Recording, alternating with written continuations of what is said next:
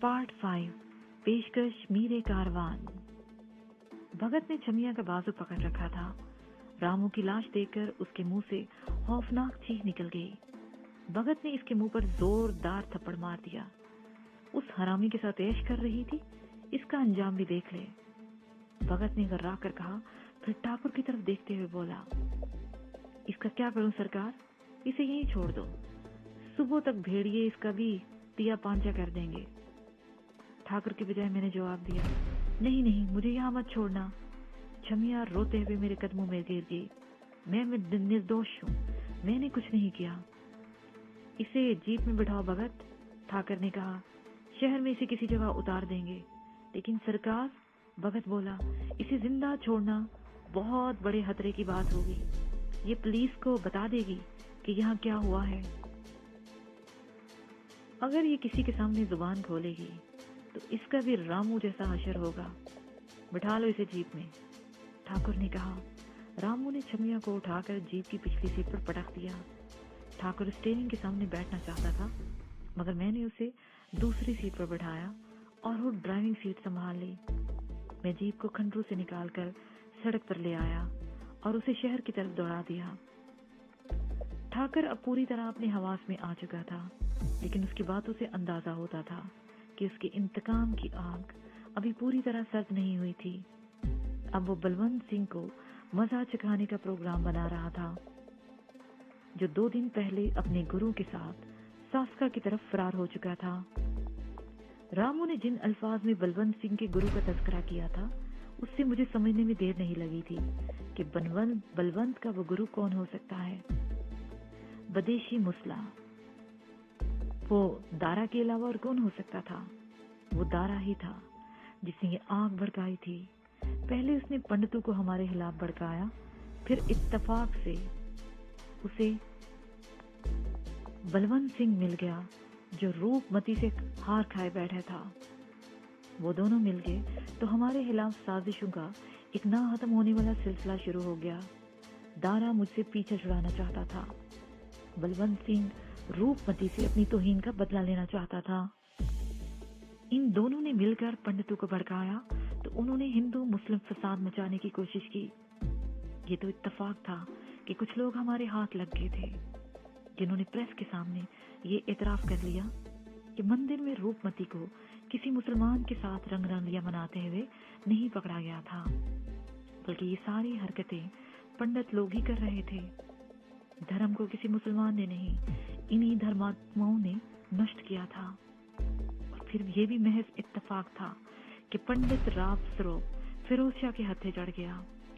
पंडित राम स्वरूप हिंदुओं को भड़का रहा था कि एक मुसलमान हिंदू नारी को बगल में लेकर क्यों घूम रहा है। लोगों के मजहबी जज्बात भड़काते हुए वो भूल गया था कि उसकी अपनी बेटी पूजा एक मुसलमान के साथ रह रही थी, और शायद इस खौफ से वो उस टोले से अलग हो गया था कि अगर उसकी बेटी के बारे में पता चल गया तो यही पंडित और पुजारी उसकी बोटियां नोच डालेंगे। हमारी जवाबी कार्रवाइयों के बायस इन पंडितों की बड़ी साजिशें बुरी तरह नाकाम हो गई थी। इन पंडितों के स्याह करतूत भी लोगों के सामने आ गए थे, जिसकी वजह से हंगामों ने शुरू में ही दम तोड़ दिया था। ताहम जो पंडित और पुजारी दारा और बलवंत सिंह के आलाकार बने हुए थे, वो भी हमें जख्म पहुंचाने के लिए अंदर ही अंदर साजिशों में मसरूफ थे। इनमें पंडित राम उतार हमारे कब्जे में था, उससे अभी हमने काम लेना था। बलवंत सिंह ने ही रामू जैसे खतरनाक बदमाश और किराए के कातिल को हमारे पीछे लगा दिया था, और आज हमने उसे भी ठिकाने लगा दिया। शुरू में एक मर्तबा जब बात हुई थी तो ठाकुर ने कहा था कि इन सारे हंगामों के पीछे बलवंत सिंह का हाथ है, और मैंने कहा था कि बलवंत सिंह को भी किसी और की आशीर्वाद हासिल है। और ठाकुर के हाथों मरने से पहले राम के बयान ने भी मेरी इस बात की तस्दीक कर दी थी कि बलवंत सिंह अपने गुरु के साथ सास्का की तरफ फरार हो गया, और वो गुरु था बदेशी मुसला। शहर में दाखिल होने के बाद हवा महल वाली सड़क रेलवे बुरुज के करीब ठाकर के कहने पर मैंने जीप रोक ली थी। भगत, ठाकर ने पीछे मुड़कर देखे बगैर कहा, उस छोकरी को यहाँ उतार दो। नहीं नहीं, मुझे यहाँ मत उतारो, चमिया जल्दी से बोली। यहाँ सन्नाटा है, मुझे डर लग रहा है, मुझे रेलवे स्टेशन के पास उतार देना। हम स्टेशन की तरफ नहीं जा रहे, ठाकुर ने कहा। यहाँ अगर किसी गुंडे ने तुम्हें पकड़ भी लिया तो तुम्हारे साथ वही कुछ होगा जो तुम काली के पुराने मंदिर में इन हरामियों के साथ कर रही थी। उतरो नीचे, जल्दी करो। भगत ने चमिया को उठाकर जीप से नीचे फेंक दिया और मैंने एक झटके से जीप आगे बढ़ा दी। रेलवे ब्रिज पार करके हम भवानी सिंह मार्ग की तरफ निकल आए और फिर यूथ हॉस्टल के सामने से होते हुए ठाकर की हवेली तक पहुंचने में ज्यादा देर नहीं लगी थी। इस वक्त 3 बज रहे थे। ठाकर फौरन ही अपने कमरे के बाथरूम में घुस गया। मैंने भगत को हवेली के मुलाजिम जीवे के सुपुर्द कर दिया। इसे अपने कपड़ों का एक जोड़ा दे दो और बाथरूम दिखा दो, मैंने कहा। भगत के कपड़ों पर भी खून के छींटे पड़े हुए थे। भगत बड़ी हैरत से इधर उधर देख रहा था। उसकी जिंदगी तंगो तारीख गलियों की खोलियों में गुजरी थी और इस किस्म की इमारत में दाखिल होने का शायद पहला मौका था, और वो भी ठाकर बानोद सिंह की हवेली। जीवे भगत को बाथरूम में छोड़कर आया तो उसने बताया कि तकरीबन 2 घंटे पहले टीले वाली हवेली से राजकुमारी रूपमती का फोन आया था। इस वक्त अगरचे 3 बज रहे थे, लेकिन मुझे यकीन था कि वो तीनों जाग रही होंगी। मैं कोने वाले सोफे पर बैठ गया और करीब रखे हुए टेलीफोन का रिसीवर उठाकर नंबर मिलाने लगा। कॉल दूसरी ही घंटी पर रिसीव कर लेगी। आवाज रूपमती की थी। कहाँ गायब थे तुम लोग? रूपमती ने मेरी आवाज सुनते ही कहा, 3 बज रहे हैं, तुम लोगों की तरफ से कोई इतला भी नहीं दी? हम लोग भेड़ियों का शिकार खेलने के लिए रेगिस्तान की तरफ निकल गए थे। वहां कोई टेलीफोन नहीं जिससे तुम्हें इतला दी जाती। क्या मतलब? रूपमती के लहजे में हैरत थी। मतलब तुम्हें फोन पर नहीं बता सकता। इस वक्त तुम्हारे लिए यही जान लेना काफी है कि हम हैरियत से हैं। कल सुबह मुलाकात होगी, मैंने कहा। रूपमती लंबी गुफ्तगू के मूड में थी, लेकिन मैंने चंद रस्मी जुमलों के तबादले के बाद फोन बंद कर दिया और दूसरे कमरे में जाकर ठाकुर के कपड़ों का एक जोड़ा निकाला और बाथरूम में घुस गया। तकरीबन 15 मिनट के बाद जब मैं हॉल में आया तो ठाकुर और भगत वहां मौजूद थे। ठाकुर सोफे पर बैठा था और भगत कालीन पर आलती पालती मारे हुए था। उस वक्त मैंने जीवा को भी ट्रे उठाए किचन की तरफ से आते हुए देखा। उसे मालूम था कि हम इस वक्त चाय पीना ही पसंद करेंगे और हमारे कहने से पहले ही वो चाय बनाकर ले आया था। चाय पीते हुए मैं ठाकुर की तरफ देख रहा था। वो बहुत हल्का फुल्का लग रहा था। उसके चेहरे पर अब वो तनाव भी नहीं था। चाय पीने के दौरान हमने ज्यादा गुफ्तगू भी नहीं हुई। 3:45 बजे के करीब हम उठ गए। ठाकुर अपने कमरे में चला गया और मैं दूसरे कमरे में। भगत हाल ही में कालीन पर लेट गया था। मेरी आंखों में मिर्च सी लग रही थी। मैं सोना चाहता था मगर आंखें बंद नहीं हो रही थी। मैं ठाकुर के बारे में सोच रहा था। दुख और करब का एहसास उस वक्त होता है जब अपनी आंखों के सामने अपनी अजीज तरीन हस्तियों को बेरहमी से मौत के घाट उतार दिया जाए। मैंने ये करब झेला था। उस दुख का बोझ अब तक उठाए हुए हूँ।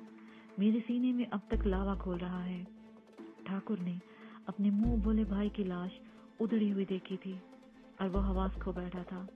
इतने दिनों से वो एक लम्हे को भी चैन से नहीं बैठा था। पागलों की तरह भाई के हथियारे को तलाश करता रहा था और बिलाहिर आज उसने बदला ले लिया था। उसके सीने में भड़कते हुए इंतकाम के शोले ठंडे हो गए थे। उसे सुकून मिल गया था। लेकिन मेरे सीने में अब तक लावा खोल रहा था।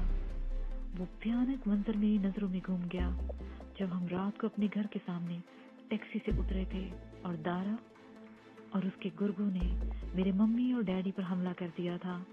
उन वैश्यों ने भी मम्मी और डैडी को इसी तरह उधेड़ा था। मुझे उस रात की एक एक बात याद थी। मैं कुछ भी नहीं भूला था। मम्मी और डैडी की खौफनाक चीखें अब भी मुझे अपने कानों में गूंजती हुई महसूस हो रही थी। यूं मैं एक लम्हे के लिए भी मम्मी डैडी को नहीं भूला था, लेकिन आज बड़ी शिद्दत से उनकी याद आ रही थी। मेरे सीने में आग सी लगी हुई थी, हल्क खुश्क हो रहा था और जुबान अकड़कर तालू से चिपकी जा रही थी। मुझे सांस घुटता हुआ महसूस होने लगा। मैं उठकर कमरे से बाहर आ गया। किचन के दरवाजे के साथ फ्रिज रखा हुआ था। मैंने फ्रिज खोला और पानी की बोतल निकालकर होंठों से लगा ली। मेरा हलक तो तर हो गया, लेकिन न प्यास बुझी और न ही सीने में भड़कती हुई आग ठंडी हुई। मैं अपने कमरे की तरफ वापस जा रहा था कि भगत की आवाज सुनकर ठटक गया। हाल में इस वक्त मध्यम रोशनी का बल्ब जल रहा था। भगत अभी तक जाग रहा था। मुझे देखकर वो उठकर बैठ गया। क्या बात है सरकार, नींद नहीं आ रही? मैंने रुककर भगत की तरफ देखा और फिर उसके करीब ही कालीन पर बैठ गया। तुम भी तो अभी तक जाग रहे हो? मैंने उसकी तरफ देखते हुए कहा। आज के वाक़े ने शायद तुम्हें बेकल कर रखा है। ये बात नहीं है सरकार, भगत ने जवाब दिया। ये सब कुछ मैं बचपन से देखता आ रहा हूँ। अपन का तो जीवन ऐसे ही हालात में गुजरा है। जीवन में पहली बार आज किसी बंदे को ऊपर पहुंचाया है। हाँ, इसकी भी चिंता है, पर नींद न आने का कारण कुछ और है। अब कारण क्या है? मैंने इसकी बातों में दिलचस्पी लेते हुए पूछा। हिम्मत सिंह जी, वो मेरी तरफ देखते हुए बोला। अपना जीवन फुटपाथों और खोलियों में बीता है। हमें तो हमेशा गंदी नालियों के कीड़े ही समझा गया। अपन नंगे फर्श पर और खरीबान की चारपाइयों पर सोने के आदी हैं। ये अजनबी जगह, ये महल, बस यही कारण है नींद ना आने का। आदी हो जाओगे। मैंने मुस्कुराते हुए कहा। एक बात बताना हिम्मत सिंह जी, वो मेरी तरफ देखते हुए बोला। ये जो काली के पुराने मंदिर में 4 खून हुए हैं, इनमें से 2 तो अपन के खाते में हैं। एक लक्ष्मण और दूजा जो बाद में मेरे हाथों में अपनी गर्दन तड़वा बैठा, और वो लौंडिया छमिया। उसने सब कुछ अपनी आंखों से होते देखा है। उसे ठाकर जी ने छोड़ दिया। वो चंद लम्हों खामोश हुआ, फिर बोला, इन खोतू का भी पता चल ही जाएगा। ये पुलिस ठाकर जी की हवेली पर नहीं आएगी। मैं समझ गया कि वो अंदर ही अंदर खौफजदा था, लेकिन खुलकर अपने खौफ का इजहार नहीं करना चाहता था। कानून से बालादस्त तो कोई भी नहीं है, मैंने कहा, पर तुम्हें डरने की जरूरत नहीं। तुम ठाकुर बानू सिंह की शरण में हो। जाहिर है पुलिस ठाकुर जैसे मोअज़्ज़ज़ शख्स की बात को अहमियत देगी। उस तवाइफ की बात का यकीन कौन करेगा? तुम कोई चिंता मत करो, आराम से रहो। अब मेरी चिंता मिट गई हिम्मत सिंह जी, भगत ने कहा, और उसके चेहरे पर वाकई तमानियत सी आ गई थी। मैं समझ गया। उसके ज़हन में जो अनजाना खौफ था वो मेरी बातों से जाता रहा था। मुझे नींद अब भी नहीं आ रही थी। मैं भगत से बातें करता रहा। उसे भी शायद उस वक्त किसी ऐसे ही आदमी की जरूरत थी जिससे वो बातें कर सके। भगत जात का धोबी था और कंगरोली का रहने वाला था। वो छोटा सा खूबसूरत शहर जयपुर से तकरीबन 300 किलोमीटर के फासले पर था। भगत की माँ शीला धोबन बेहद हसीन थी। उसे देखकर बूढ़े के दिल भी कांपते थे। उसने अपने लिए खुद बहुत सी मुसीबतें पैदा कर रखी थी। हर वक्त बनी समझी रहती। जब वो घर से बाहर निकलती, लौंडे लपाड़े उसके पीछे लग जाते और बड़ी उम्र के लोग उसे दूर ही से देखकर ठंडी सांसें भरते। कंगरोली का राणा शमशेर सिंह भी उस पर निगाह रखे हुए था। वो इलाके का बहुत बड़ा जागीरदार था। उसकी 2 हवेलियां थी। एक हवेली में उसके बीवी बच्चे और खानदान के दूसरे अफराद रहते थे, जबकि शहर के बाहर दूसरी हवेली उसका इशरत कदा थी। वहाँ मुजरे होते, राग रंग की महफिलें जमती। शहर की कौन सी तवाइफ ऐसी थी जो राणा शमशेर सिंह की हवेली में नहीं जा सकती थी?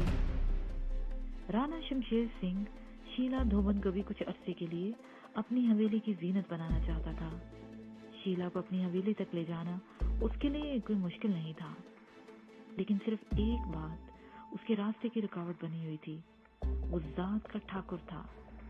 ब्राह्मणों के बाद दूसरी सबसे बड़ी ऊंची जात। शीला निचली जात की धोबन थी। ज़ात का ये फर्क ही राना के कदम रोके हुए था। लेकिन उसने शीला के हुस्न शबाब से सिराब होने का तहैया कर रखा था। धोबियों की बस्ती शहर से बाहर थी। एक रात मंगल सिंह डाकुओं के गिरोह ने बस्ती पर हमला कर दिया। मंगल सिंह के नाम की दूर दूर तक दहशत थी।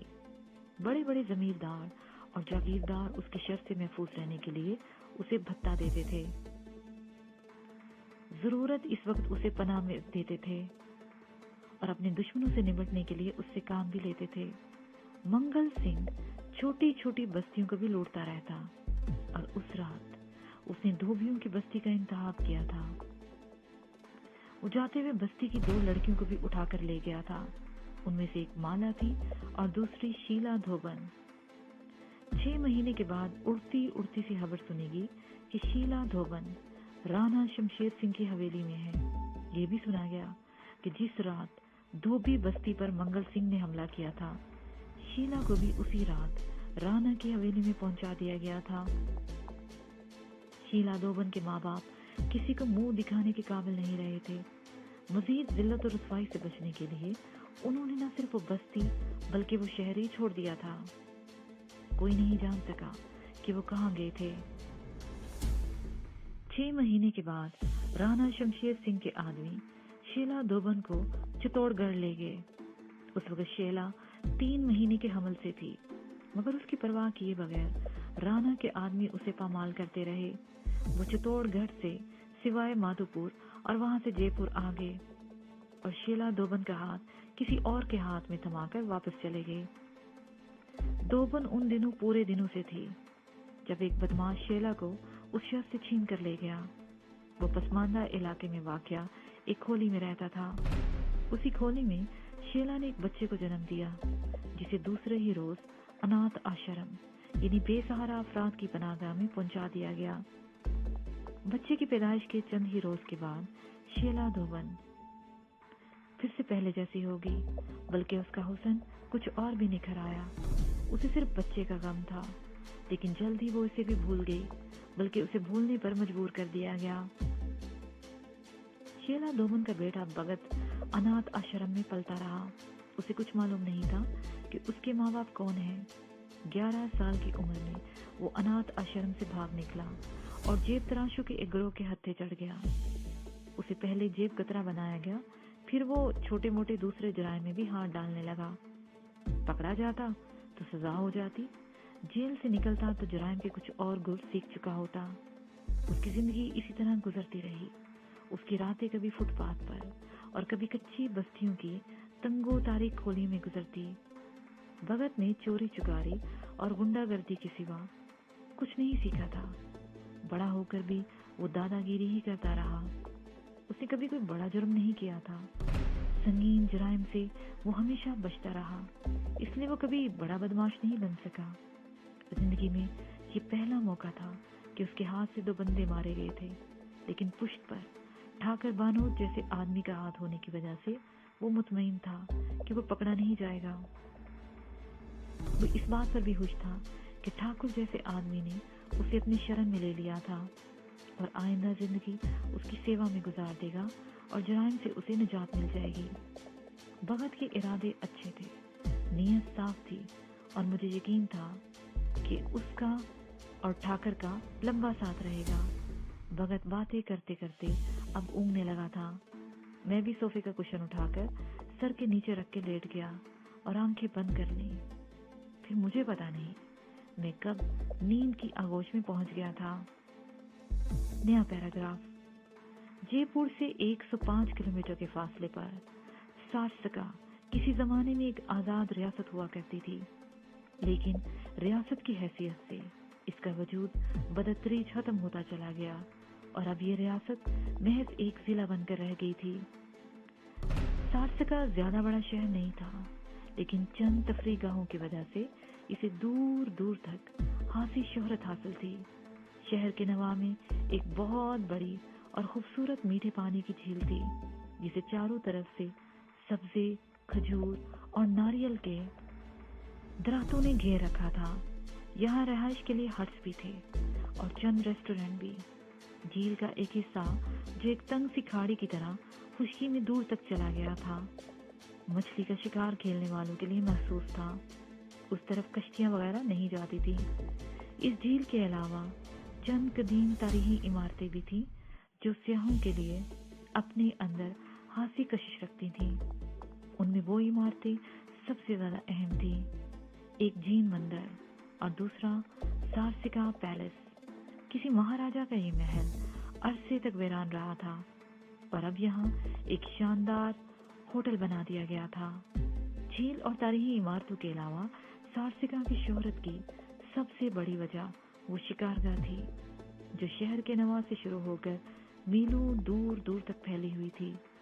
बड़ा गुंजान और खौफनाक जंगल था, जो एक तरफ कोट पतली और दूसरी तरफ अलोर तक फैला हुआ था।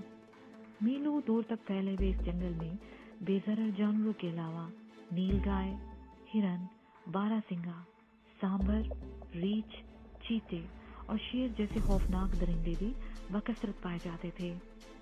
शिकार के शौकीन दूर से शिकार खेलने के लिए यहाँ आते थे। कोई शिकार करने में कामयाब होता और कोई खुद इन होनहार दरिंदों का शिकार हो जाता। सारसिका जयपुर दिल्ली नेशनल हाईवे पर वाक़ है। जयपुर से इसका फासला 105 और दिल्ली से 200 किलोमीटर है, जबकि अलोर नामी कस्बा सिर्फ 35 किलोमीटर के फासले पर है। सारसिका से एक सड़क कोट पतली तक भी चली गई है और तकरीबन 50 किलोमीटर तक ये सड़क उस खौफनाक जंगल में से गुजरती है। नदी नालों के अलावा इस जंगल में एक छोटी झील भी है, जिसके किनारे माहीगीरों की मुख्तसर सी बस्ती है। मछलियों के अलावा माहीगीर बेजरर किस्म के जानवर भी पकड़ लेते हैं, जिन्हें शहर में ले जाकर फरोख्त कर दिया जाता है। ये इन माहीगीरों का ही हौसला है जो इस जंगल में होनहार दरिंदों के साथ जिंदगी बसर कर रहे हैं। कोई आम आदमी इस जंगल में दाखिल होने का तसव्वुर भी नहीं कर सकता। हम सुबह 6 बजे जयपुर से रवाना हुए थे। रूपमती की बाजारों में अगली सीट पर मैं बैठा था, जबकि पिछली सीट पर रूपमती, जानकी और बमला बैठी हुई थी, जो हमारे साथ आई थी। आखिरी सीट पर ठाकुर का मुलाजिम शंकर और भगत बैठे हुए थे। थोड़ा बहुत सामान भी उनके पास रखा हुआ था। ड्राइविंग सीट ठाकुर ने संभाल रखी थी। हम अगरचे एक खतरनाक मिशन पर जा रहे थे, लेकिन देखने वाले कह सकते थे कि हम पिकनिक मनाने जा रहे हैं। काली के पुराने मंदिर में रामू और उसके साथियों को मौत के घाट उतारने के बाद हम 3 दिन जयपुर में ही रहे थे। इस दौरान में पुलिस को इन लाशों का पता चल गया था। पुलिस ने रामगढ़ झील वाली सड़क पर वाटर पंपिंग स्टेशन से रामू के साथी करण को भी जख्मी हालत में गिरफ्तार कर लिया था। अगरचे उसने इल्जाम लगाया था कि रामू और उसके साथियों की हत्या में मेरा और ठाकर भानु सिंह का हाथ है, लेकिन पुलिस ने इसकी बात का यकीन नहीं किया था। उसकी बात का यकीन भी क्यों किया जाता? ठाकर भानु सिंह उस शहर का एक मोअज़्ज़ज़ आदमी था और पुलिस को एक ऐसे दरिंदे से निजात मिल गई थी जिसने तवील अरसे से शहर में खौफ व हरास फैला रखा था। पुलिस तो उन लोगों की शुक्रगुजार थी जिन्होंने मौत के उस फरिश्ते को मौत के घाट उतार दिया था। बहरहाल पुलिस के रिकॉर्ड में इस वाक़े की जो रिपोर्ट लिखी गई थी वो ये थी कि डॉक्टर श्याम सुंदर के कत्ल के बाद रामू और उसके साथी पकड़े जाने के खौफ से काली के पुराने मंदिर में छुपे हुए थे। उनके साथ एक औरत भी थी और गालबन इस औरत की वजह से उसका आपस में झगड़ा हो गया, जिसने खौफनाक लड़ाई की सूरत इख्तियार कर ली और वो आपस में एक दूसरे को मारकर खत्म हो गए। पुलिस ने अपनी रिपोर्ट में एक औरत का जिक्र किया था, लेकिन इसका नाम कहीं नहीं आया था। वो औरत वही छमिया थी जो उस रात पुलिस के हाथ लग गई थी, लेकिन उसके बाद ना तो छमिया का नाम सुनने में आया और ना ही वो कहीं देखी गई। ठाकर भानु सिंह 2 दिन पुलिस के आला अफसरों के साथ मसरूफ रहा और बिलाहिर ये कज़िया खत्म होने के बाद तीसरे दिन हम सारसिका जा रहे थे। 105 किलोमीटर का फासला 2 घंटों में बड़ी सहूलत से तय हो गया। सारसिका में सारसिका पैलेस के होटल के अलावा 2-3 अच्छे रहायशी होटल, 2 गेस्ट हाउसेस और एक डाक बंगला भी था, लेकिन ठाकर ने रिहाइश के लिए उस हट को मुंतखब किया।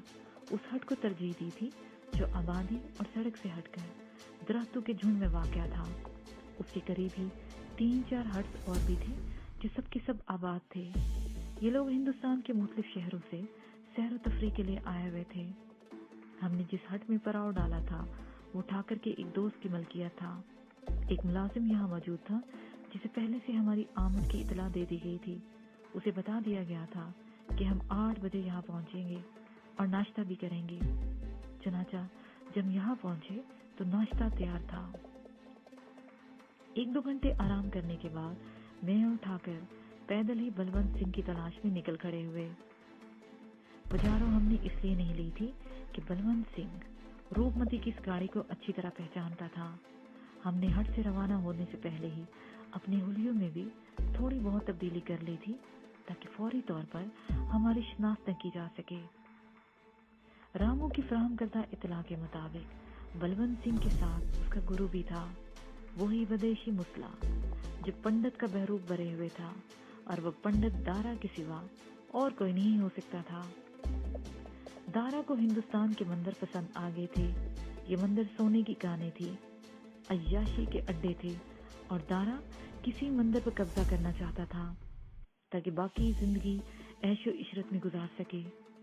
अगर पंडित मोलीधर दारा के बारे में ये इंकशाफ न करता तो मंदिरों की तरफ मेरा ध्यान कभी न जा पाता। और अब मैंने तय कर लिया था कि इसे कहीं टिकने नहीं दूंगा। शहर में छोटे बड़े कई मंदिर थे। सबसे बड़ा जैन मंदिर था जो आबादी के वस्त में था। हमने फिलहाल जैन मंदिर को नजरअंदाज कर दिया और इन्हीं छोटे मंदिरों में उसे तलाश करते रहे, लेकिन हमें बड़ी मायूसी हुई। शाम तक हम उनके बारे में कुछ भी मालूम नहीं कर सके। 3 दिन गुजर गए, हमने शहर का कोई मंदिर नहीं छोड़ा था। जैन मंदिर को भी चेक कर लिया। कई पुजारियों को नोटों की झलक दिखलाकर किसी अजनबी पंडित के बारे में मालूमात हासिल करने की कोशिश भी की, लेकिन उनका कोई सुराग नहीं मिला। जरूरी नहीं कि वो किसी मंदिर में हो सकता है वो किसी घर में पनाह लिए हुए। चौथे रोज वापस आने के बाद मैंने कहा, उस वक्त हम सब हट के एक कमरे में बैठे हुए थे। ऐसी सूरत में इन्हें तलाश करना मुश्किल हो जाएगा, लेकिन मैं मायूस नहीं हूँ। एक ना एक दिन हम इन्हें खोज निकालेंगे। हम यही रहेंगे उस वक्त तक जब तक इनका सुराग न लगा लें।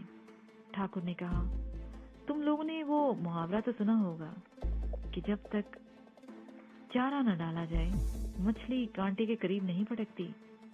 जानकी ने हमारी गुफ्तगू में मुदाखलत करते हुए कहा, क्या कहना चाहती हो? ठाकर ने उसे घूरा। चारे का मतलब चारा ही होता है। जानकी ने मुस्कुराते हुए कहा, कल मैं तुम लोगों के साथ चलूंगी, यानी चारे के तौर पर।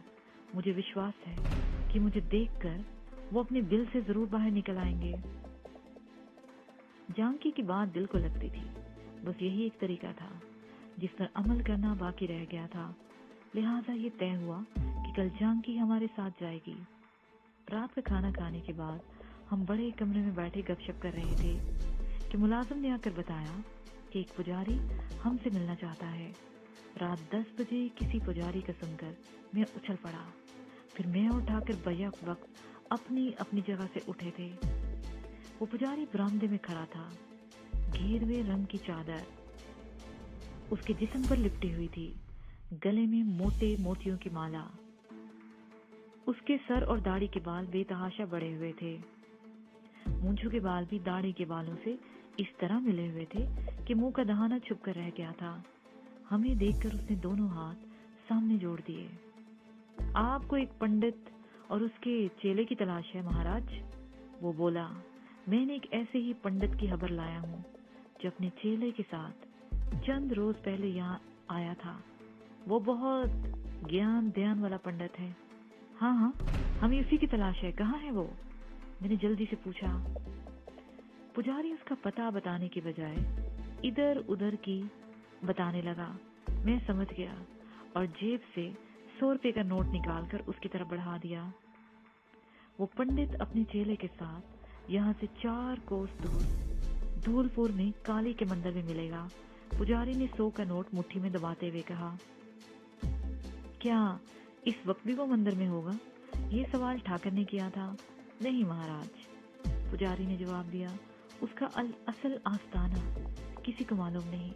वो शाम होने से जरा पहले वहां आता है और 2-3 घंटों के बाद कहीं और चला जाता है।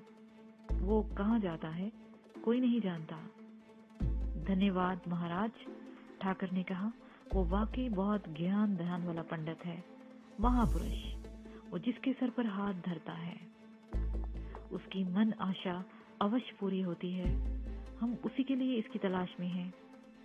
पुजारी चंद लम्हे हमारी तरफ देखता रहा, फिर हरिओम हरिओम नारायण नारायण की आवाज लगाता हुआ चला गया। उस रात हम देर तक ज्ञान ध्यान वाले उस पंडित और उसके चेले के बारे में बातें करते रहे।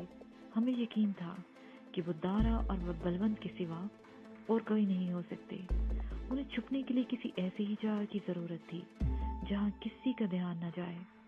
अगले रोज सूरज गरूब होने से 2 घंटे पहले मैं और ठाकर पुजारों पर रवाना हो गए। जानकी भी जिद करके हमारे साथ ही आ गई थी। ये इलाका थोड़ा खजूर, थोर, बबूल और दीगर कांटेदार झाड़ियों से पटा हुआ था। पुजारों हमने धूलपुर की उस बस्ती से तकरीबन निस्फ मील दूर झाड़ियों में छोड़ दी और कच्चे के रास्ते पर पैदल आगे चलते चले गए। वो बस्ती 40-50 घरों पर मुश्तमिल थी। काली का मंदिर बस्ती के दूसरी तरफ था। बस्ती में दाखिल हुए तो वहाँ अजीब सूरत हाल का सामना करना पड़ा। बस्ती के एक आदमी का देहांत हो गया था और उसके क्रियाक्रम की तैयारियां हो रही थी। फजा में सोगवारी का माहौल नुमाया था। इसके साथ ही ये पार्ट अपने इख्तिताम को पहुंचा।